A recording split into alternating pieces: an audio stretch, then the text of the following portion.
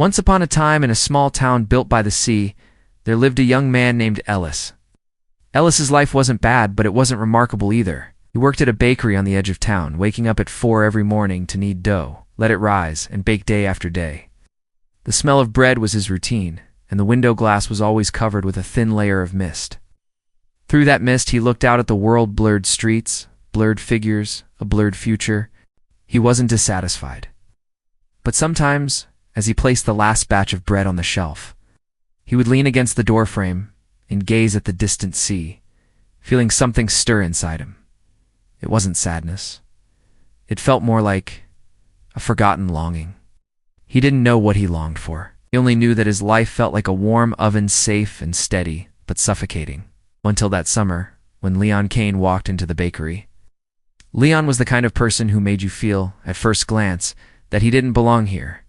He wore a sharply tailored navy coat, a watch on his wrist that bore no visible brand yet was clearly expensive, and he spoke with a calm, confident tone, as if every word he said had already been proven true. "Did you bake this bread?" he asked, picking up a croissant. He took a bite, then closed his eyes as though tasting a vintage wine. Ellis nodded nervously. Leon opened his eyes and looked straight at him. "Have you ever thought that your talent doesn't belong in a place like this?" That sentence fell like a seed into a patch of land in Ellis's heart that he had long abandoned. Leon introduced himself as a brand consultant from a big city, someone who specialized in discovering talents with potential yet to be recognized. He told Ellis that his sense of taste was extraordinary, that his understanding of ingredients was far beyond the level of this small town. "I can take you out of here," Leon said, his voice calm as if stating a fact. "I can make you a real artist." Ellis didn't agree immediately. But that night, lying in bed and staring at the ceiling, he felt for the first time that the roof above him was not shelter but a cage. In the days that followed, Leon seemed to understand every crack in his heart and filled each one precisely. He took Ellis on walks by the sea, listened to his childhood dreams. When Ellis doubted himself, Leon would say firmly yet gently, "You just haven't met the right person yet."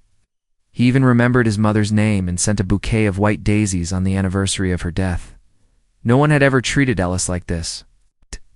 No one had ever truly seen him like this. He began to believe that Leon was a guide sent by fate. A month later, Ellis quit his job at the bakery and left the town with Leon. On the day he left, sitting in the car and watching the coastline fade in the rearview mirror, he felt not reluctance, but something close to sacred excitement. He was finally about to take flight. Leon brought him to the city and arranged for him to stay in an apartment. It wasn't big, but the neon lights outside were more dazzling than the stars in his hometown.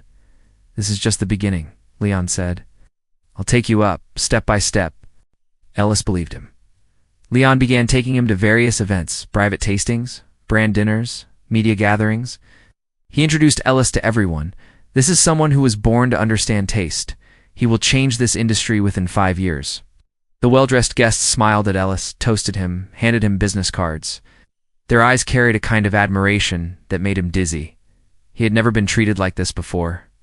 Leon helped him turn down several unworthy opportunities, saying, "We're waiting for the best." Ellis felt cherished. Leon encouraged him to focus on creation, spending long hours studying ingredient combinations, while no longer involving him in the market.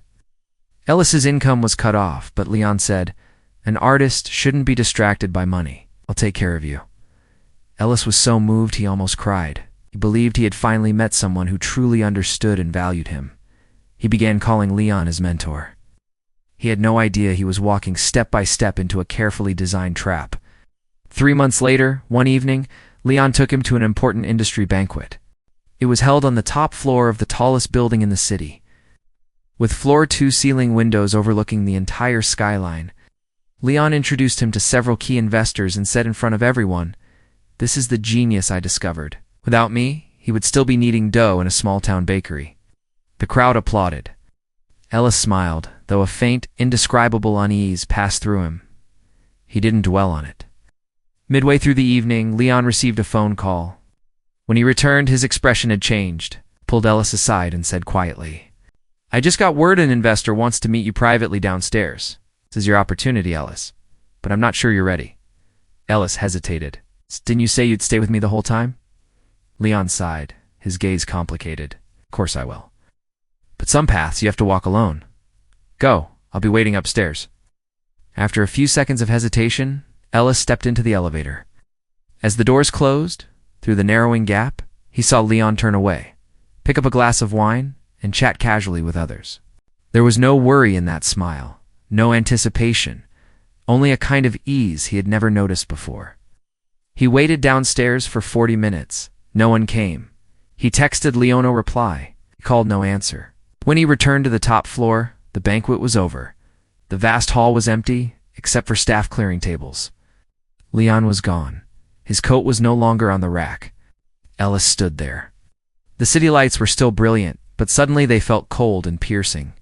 Later he learned the truth. The investor meeting never existed. During that time, Leon had completed a deal with another company using Ellis's name. Ellis's work, all the research Ellis had protected for 3 months. The contract was signed while Ellis was in the elevator. Believing he was stepping into a promised future, Leon never answered his calls again. Ellis stood outside the building, gripping his phone, staring at a message marked "Read," but never answered. He couldn't understand why had the person who lifted him into the sky let go. He didn't collapse immediately, even tried to make excuses for Leon. Maybe something had happened. Maybe it was a misunderstanding. Maybe tomorrow he would return, smiling as before, saying, "I was just testing you." But day after day passed. Nothing happened. His apartment key stopped working because the rent had only been paid for the previous month. He contacted the people who had smiled at him at the banquet and none replied to his emails. He realized he had lost not only his job, his home, and his savings, but even his creations no longer belonged to him. The contract clearly stated that all results belonged to the company. He hadn't fully understood what he was signing because he trusted Leon and hadn't read it carefully. He sat on a park bench in the city. Autumn winds swept fallen leaves against his face. He thought of the blurred streets he used to see through the misted window of the bakery, and suddenly felt that clarity was more cruel than blur. He sat there all night. At dawn, he finally understood something. Leon had never intended to make him fly. Leon only needed a bird that couldn't fly to prove how good he was at lifting others. Once Ellis no longer needed him more, once his value had been fully extracted, letting go was the only step left. This was not friendship. This was exploitation. It's in psychology. This is called the idealized value discard cycle. Some people will first lift you to the clouds, making you feel chosen, unique, finally seen. They will fill every void inside you until you become completely dependent on them. Then, at a moment you never expect, they let go. Because what they want is not your growth, but the sound you make when you fall. It took Ellis a year to stand up again after that fall. He didn't return to his hometown. Instead, he found an ordinary job in another city and started over. He no longer easily believed those who promised to show him the sky.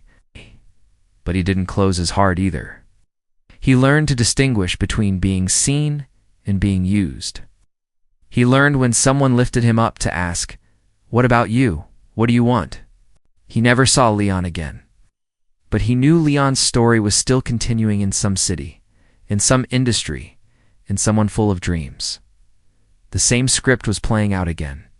So if you were the one being seen, if you were standing in someone's palm, being lifted to a height you've never reached before, remember, look down at the ground, and look down at your own weight.